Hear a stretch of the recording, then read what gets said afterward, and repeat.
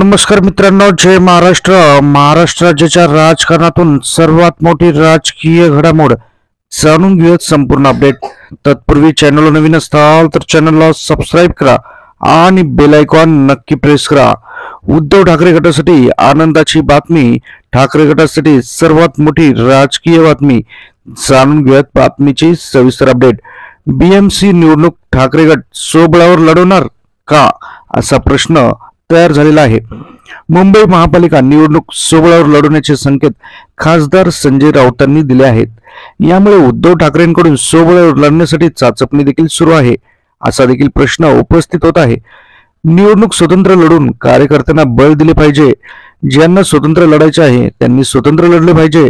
आतापर्यंत स्थानिक स्वराज्य संस्था निवडणुका युतीत लढल्या गेले नाहीत, असं देखील संजय राऊत म्हणाले आहेत.